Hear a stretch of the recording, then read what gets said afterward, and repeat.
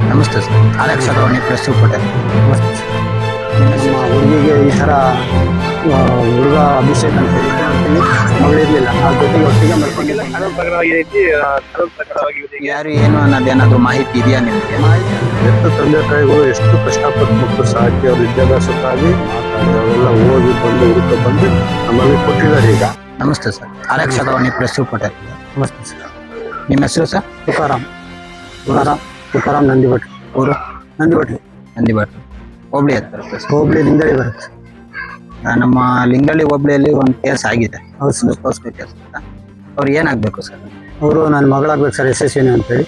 ಈಗ ಇನ್ನು 15 ದಿನದ ಹಿಂದೆ ಅವಳಿಗೆ ಕರ್ಕೊಂಬಂದಿದ್ದೆ, ನಮ್ಮ ಚಿಕ್ಕಪ್ಪ ತೀರೋಗಿದ್ರು. ಆ ಟೈಮಿಗೆ ಕರ್ಕೊಂಬಂದಿದ್ವಿ. ಆವಾಗ ಅದು ಒಂದು ವಾರ ಶನಿವಾರ ನೈಟು ನಮ್ಮ ಹುಡುಗಿಗೆ ಈ ಥರ ಹುಡುಗ ಅಭಿಷೇಕ್ ಅಂಥೇಳಿ ನಂದಿಭಟ್ರು, ನಮ್ಮ ಕ್ಯಾಸ್ಟ್ ಹುಡುಗ. ಅವತ್ತು ನೈಟು ಸುಮಾರು 1-1:30 ಟೈಮಲ್ಲಿ ಅವರಿಗೆ ಏನೋ ಮ್ಯಾಂಡಸ್ ಮಾಡಿ ರಾತ್ರಿ ನೈಟು 2-3 ಜನ ಸೇರಿ ಹೆಲ್ಪ್ ಮಾಡಿ ಕರ್ಕೊಂಡೋಗ್ಬಿಟ್ಟಿದ್ದಾರೆ. ಅಲ್ಲಿಂದ ಸೀದಾ ನೈಟ್ ಕರ್ಕೊಂಡೋಗಿ, ಅಂದ್ರೆ ಇದು ಯಾವಾಗ ಆಗಿರೋದು ಸರ್? ಇದು ಶನಿವಾರ 10ನೇ ತಾರೀಕು ನೈಟ್ ಶನಿವಾರ ಸುಮಾರು 1-1:30 ಟೈಮಿಗೆ ಹಂಗಾಗಿ ರಾತ್ರಿ ನಾವು ಸುಮಾರು 1:45 ಟೈಮಿಗೆ ಬಂದು ಎದ್ದು ನೋಡ್ತೀವಿ, ಮಗಳಿರ್ಲಿಲ್ಲ. ನಾವು ಜೊತೆಗೆ ಒಟ್ಟಿಗೆ ಮಲ್ಕೊಂಡಿದ್ದೆ ಮನೆಯಲ್ಲಿ, ರೂಮಲ್ಲಿ. ಅಲ್ಲಿಂದ 3 ಜನ ನಮ್ಮ ಮನೆಯವರು, ಯಶಸ್ವಿನಿ ನಮ್ಮ ಮಗಳು, ನಮ್ಮ ಮನೆಯವರು, ನಾನು 3 ಜನನು ಒಟ್ಟಿಗೆ ಮಲಗಿದ್ದು ಮಂಚದಲ್ಲಿ. ಅಲ್ಲಿಂದ ಎದ್ದು ಯಾರು ಗೊತ್ತಿಲ್ಲ ಹೋಗ್ಬಿಟ್ಟಿದ್ದಾರೆ.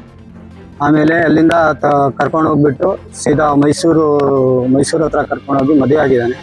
ಮದುವೆ ಆಗಿ ಅಲ್ಲಿಂದ ಸೀದಾ ರಾಣಿಬೆನ್ನೂರು ಹೋಗಿ ಅಲ್ಲಿಂದ 3-4 ಜನ ಹೆಲ್ಪ್ ತಗೊಂಡು ಅಲ್ಲಿಂದ ಇದರಲ್ಲಿ ಆ ಊರಲ್ಲಿ ಸುಮಾರು 1 ವಾರ ಇದ್ದು ಎಲ್ಲ ಇದ್ ಮಾಡ್ಕೊಂಡು ಬಂದಾರ ಸರ್. ನಾವು ಭಾನುವಾರ ಸ್ಟೇಷನ್ ಕಂಪ್ಲೇಂಟ್ ಕೊಟ್ಟಿದ್ದು. ನಾವು ನಿಮ್ಮ ಹೆಸರು ಸರ್? ನಾನು ಸುಮೋಹನ್ ಅಂತ, ಹುಡುಗಿ ಅಣ್ಣ ಬೇಕು. ಭಾನುವಾರ ನಾವು ಸ್ಟೇಷನ್ ಹೋಗಿ ಕಂಪ್ಲೇಂಟ್ ಕೊಟ್ಟು FIR ಆಗಿದೆ. FIR ಮಾಡಿಸ್ಕೊಂಡು ಪೊಲೀಸರು ಹೋಗಿ ಕರ್ಕೊಂಡ್ಬಂದು ಹುಡುಗನಿಗೆ ವರ್ಲ್ಡ್ ಆಗಿದ್ದಾರೆ.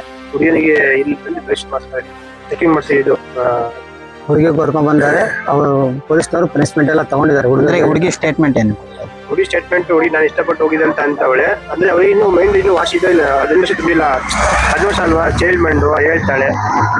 ಏನ್ ಗೊತ್ತಿಲ್ಲ, ಇದಕ್ಕೆಲ್ಲ ಕಾನೂನು ಪ್ರಕಾರವಾಗಿ ಏನೈತಿ, ಕಾನೂನು ಪ್ರಕಾರವಾಗಿ ಇವರಿಗೆ ಒಂದು ಯಾರು ಸಪೋರ್ಟ್ ಮಾಡಿದ್ದಾರೆ ಅವ್ರಿಗೆಲ್ಲ ಕಾನೂನು ಪ್ರಕಾರವಾಗಿ ಶಿಕ್ಷೆ ಆಗೋಂತ ಕೇಳ್ಕೊಂತಾರೆ. ಈಗ ಹುಡುಗಿ ಮನೆಯಲ್ಲೇ ಇದ್ದಿದ್ದ, ಏನಾದ್ರು ಓದ್ತಾ ಇತ್ತಾ? ಹ್ಞೂ ಸರ್, 2nd PUC ಕಾಲೇಜು ಚಕ್ರವರ್ತಿ PU ಕಾಲೇಜು ಕಡೂರಲ್ಲಿ ಓದ್ತಾ ಇದ್ದು. ಅಲ್ಲಿಂದ 1 ವಾರದ ಹಿಂದೆ, 15 ದಿನ ಹಿಂದೆ ನಮ್ಮ ಚಿಕ್ಕಪ್ಪ ಇರೋದು ಅಂತ ಕರ್ಕೊಂಬಂದಿದ್ದು. ಅಲ್ಲಿಂದ ಹೋಗ್ತೀನಪ್ಪ ಅಂತೇಳಿ ಸೋಮವಾರ ಹೋಗ್ಬೇಕಾಯ್ತು. ಅಷ್ಟೊತ್ತು ಭಾನುವಾರ ನೈಟು ಎಸ್ಕೇಪ್ ಮಾಡಿ ನಂಬರ್ ಕರ್ಕೊಂಡು ಹೋಗಿದ್ದಾರೆ ಸರ್. ಅಲ್ಲಿ ಹೋಗಿದ ಬೆಳಿಗ್ಗೆ ನಾವು ಸ್ಟೇಷನ್ ಕಂಪ್ಲೇಂಟ್ ಕೊಟ್ಟಿವಿ. ಪೊಲೀಸ್ ಸ್ಟೇಷನ್ ಹೋಗಿ ರಾತ್ರಿ 3 ಗಂಟೆಗೆ ಕಂಪ್ಲೇಂಟ್. ಅವರು ನಮ್ಮ ಪೊಲೀಸ್ ಅವರು ಕಂಪ್ಲೇಂಟ್ ಕೊಟ್ಟಿದ್ದಾರೆ. ಕರ್ಕೊಂಡ್ಬಂದಿ ಅವರು ರಾಮನಗರ ಹೋಗಿ ಕರ್ಕೊಂಡ್ಬಂದಿದ್ದಾರೆ. ಕರ್ಕೊಂಡ್ಬಂದು ಇಷ್ಟ ಹಾಕಿದ್ದಾರೆ. ಮನೆಗೆ ಹುಡುಗಿ ಮೆಡಿಕಲ್ ಕಳಿಸಿದ್ದಾರೆ. ಅಂದ್ರೆ ಅವ್ರ ಹಿಂದೆ ಯಾರಿದಾರಲ್ಲ ಅವ್ರಿಗೆಲ್ಲ ಒಂದು ಕಾನೂನು ಪ್ರಕಾರವಾಗಿ ಒಂದು ಒಳ್ಳೆ ಕ್ರಮ ತಗೊಂಡು ಶಿಕ್ಷೆ ಕೊಡ್ತಂತ ಆಗ್ತದೆ. ನೀವು ಏನ್ ಹೇಳಕ್ಕೆ ಇಷ್ಟಪಡ್ತೀರಾ, ಏನ್ ಹೇಳಕ್ ಬಯಸ್ತೀರಾ? ನಮಗೆ ನಮ್ದು ಹೆಣ್ಮಕ್ಳು, ನಮಗೆ ಆಗಿರೋ ಹೆಣ್ಮಕ್ಳು ಅನ್ಯಾಯ ಆದಂಗೆ ಬೇರೆ ಯಾರಿಗೂ ಆಗ್ಬಾರ್ದಂತ ಒಂದು ಇದು ಸರ್. ಅಂದ್ರೆ ನನ್ನ ಮಗಳಂತ ಅಂತಲ್ಲ, ಬೇರೆ ಯಾವ ಹೆಣ್ಮಕ್ಳಿಗೂ ಈ ತರ ಅನ್ಯಾಯ ಆಗ್ಬಾರ್ದು. ಅವರಿಗೆ ಯಾರ ಸಪೋರ್ಟ್ ಮಾಡಿದ್ದಾರೆ ಅವರಿಗೆಲ್ಲ ಒಂದು ಪನಿಷ್ಮೆಂಟ್ ಕೊಡ್ಬೇಕು, ಕಾನೂನು ಪ್ರಕಾರ ಪನಿಷ್ಮೆಂಟ್ ಮಾಡ್ಬೇಕು. ಹುಡುಗ ಜೈಲ್ ಆಗು, ಹುಡುಗಿಗೂ ಸಹ 1.5 ತಿಂಗಳು ಕಾರಾಗೃಹ ಶಿಕ್ಷೆ ಆಗ್ಲಿ, ಏನೇ ಆಗ್ಲಿ ಕಾನೂನು ಪ್ರಕಾರನೇ ಆಗ್ಲಿ. ನಮಗೇನು ಮಗಳು ಅಂತ ನಾನು ಮುಚ್ಚಿಡಲ್ಲ. ಅವ್ರು ಮಾಡಿರೋ ತಪ್ಪಿಗೆ ಬೇರೆ ಯಾರು ಈ ರೀತಿಯಾಗಿ ಮಾಡಬಾರ್ದು. ಅವ್ರಿಗೆ ಯಾರ್ಯಾರು ಸಪೋರ್ಟ್ ಇದ್ದಾರೆ ಅವರಿಗೆಲ್ಲ ಒಂದ್ಸಲ ಗಣಿಸಿ ಸುಮಾರು ಹೆಲ್ಪ್ ಮಾಡಿದ್ದಾರೆ ಸರ್. ಹೆಲ್ಪ್ ಮಾಡಿದ್ರೆ ಯಾರು ಇಲ್ಲ.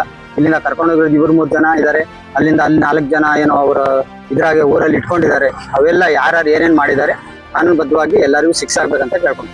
ಯಾರು ಏನು ಅನ್ನೋದೇನಾದ್ರು ಮಾಹಿತಿ ಇದೆಯಾ ನಿಮ್ಗೆ? ಮಾಹಿತಿ ಅಂದ್ರೆ ಹುಡುಗನ ಹೆಸರು ಅಶೋಕ್ ಅಂತ ಹುಡುಗ, ಅವ್ನು ಇವಾಗ ಡ್ರೈವರ್ ಅಂತ ಅಂತವ್ರಂತ. ಇವಾಗ ಇನ್ನೊಬ್ಬ ಹುಡುಗನ ಹೆಸರು ಸಾಗರ್ ಅಲ್ಲ, ಸಾಗರ್ ಅನ್ನೋ ಹುಡುಗ ಕರ್ಕೊಂಡು ಹೋಗಿದಾನಂತ ಅವನಿಗೆ ಸ್ಟೇಟ್ಮೆಂಟ್ ಅವಳೇ ಕೊಟ್ಟಿದ್ದಾರೆ. ಅಲ್ಲಿಂದ ಮತ್ತೆ ಅಲ್ಲಿ 4-5 ಜನ ಯಾರು ಸಪೋರ್ಟ್ ಮಾಡಿದ್ರು. ಅದು ಸರಿಯಾಗಿ ನಮಗೆ ಮಾಹಿತಿ ಗೊತ್ತಿಲ್ಲ. ಇದನ್ನ ಹುಡುಕಿ ಯಾರಂತ ಬಂದ್ರೆ ಅವ್ರು ಹುಡುಕಿದ್ರು ಅವ್ರಿಗೆ ಒಂಚೂರು ನಮಗೆ ಆಗಿರೋನೇ ಬೇರೆ ಆಗ್ಬಾರ್ದು ಅಷ್ಟೇ. ನಮ್ಮನೆ ಹೆಣ್ಮಕ್ಳು ಆಗಿದ್ದಿ, ಇನ್ ಮುಂದೆ ಬೇರೆ ಹೆಣ್ಮಕ್ಳು ಆಗ್ಬಾರ್ದು. ಆ ತರ ಕಾನೂನು ತಗೊಂಡು. ರಕ್ಷಕವಾಣಿ ಪ್ರೆಸ್ ರಿಪೋರ್ಟರ್ ಸರ್, ನೀವು ಹೆಣ್ಮಗುಗೆ ಏನಾಗ್ಬೇಕು? ನಾನು ನಮ್ಮ ಮಿಸ್ಸಸ್ ಅಣ್ಣನ ಮಗಳು. ಈಗ ಒಂದು 10ನೇ ತಾರೀಕಿನ ನೈಟು ಅವಳು ಈ ತರ ಹೋಗಿದ್ದಾರೆ. ನಮಗೆಲ್ಲ ವಿಚಾರ ಗೊತ್ತಾದಾಗ ನಾವು ಇಮಿಡಿಯೇಟ್ ಆಗಿ ಭಾನುವಾರ ಬೆಳಿಗ್ಗೆ ಹೋದಾಗ ಪೊಲೀಸ್ ಸ್ಟೇಷನ್ ಕಂಪ್ಲೇಂಟ್ ಆಗಿದೆ, FIR ಆಗಿದೆ. ಹಾಗಾಗಿ ಪಾಪ ಅವರು ಪೊಲೀಸ್ನವರು ಕೂಡ ಹುಡುಕ್ಬಿಟ್ಟು ಮಗಳಿಗೆ ಕರ್ಕೊಂಡ್ ಬಂದಿದ್ದಾರೆ. ಇಲ್ಲಿ ಮೆಡಿಕಲ್ ಟೆಸ್ಟಿಗೆ ಯಾವಾಗ ಆಗಿದೆ ಸರ್? ಎಷ್ಟು ದಿವಸದಲ್ಲಿ ಕ್ರಮ ತಗೊಂಡಿದ್ದಾರೆ? ಒಂದ್ ದಿವಸ ಆದ್ಮೇಲೆ ಕ್ರಮ ತಗೊಂಡಾರೆ. ಈಗ ನಮಗೆ ಅವ್ರು ಹುಡುಕ ಬಂದು ಕೊಟ್ಟಿರೋದು 6ನೇ ದಿವಸದಲ್ಲೇನೋ ಕೊಟ್ಟಿದ್ದಾರೆ. 10ನೇ ತಾರೀಕಿಗೆ ಆಗಿದೆ. ಅವತ್ತೇ FIR ಮಾಡಿದ್ರಾ? ಅವತ್ತೇ ನೈಟೇ ಮಾಡಿದೀವಿ ಸರ್ ನಾವು. ನೈಟ್ ಹೋಗಿ ಎಲ್ಲ ಇನ್ಫಾರ್ಮೇಶನ್ ಕೊಟ್ಟಿದ್ದೀವಿ. ಬೆಳಿಗ್ಗೆ ಎಲ್ಲ FIR ಕಾಪಿ ಮಾಡಿರೋದು. ಬೆಳಿಗ್ಗೆ ನಾವು FIR ಕಾಪಿ ಇಸ್ಕೊ ಬಂದಿದ್ದೀವಿ. ಏನಂತ ಕಂಪ್ಲೇಂಟ್ ಮಾಡಿದ್ರಿ ಸರ್? ಅದೇ ಮಗಳು ಈ ತರ ಕಾಣೆ ಆಗಿದ್ದಾಳೆ ತಿಂತಾರ ಅಂತೇಳಿ ಕಾಣೆ ಆಗಿಲ್ಲ ನಾವೆಲ್ಲ ಕೊಟ್ಟಿದ್ದು. ಈಗ ಅವರು ಯಾವ್ದಾದ್ರು ಕಾಲ್ ಲಿಸ್ಟ್ ಎಲ್ಲ ತೆಗೆದು ಅವ್ರಿಗೆ ಕರ್ಕೊಂಡ್ ಬಂದಿದ್ದಾರೆ. ನಾವಿವತ್ತು ಸಾರ್ವಜನಿಕ ಆಸ್ಪತ್ರೆ ತರೀಕೆರೆಯಲ್ಲಿ ಮಗಳಿಗೆ ಕರ್ಕೊಂಡ್ ಬಂದಿದ್ದಾರೆ ಯಶಸ್ವಿನಿ ಅನ್ನೋರಿಗೆ. ಈಗ ಒಂದು ಮೆಡಿಕಲ್ ಚೆಕಪ್ ಬೆಳಿಗ್ಗೆ ಎಲ್ಲ ಒಪ್ಕೊಂಡಿದ್ಲು.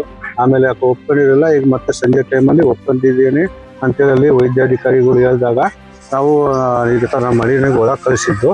ಮತ್ತೇನಾಗಿದೆ ನಮಗೆ ಗೊತ್ತಿಲ್ಲ.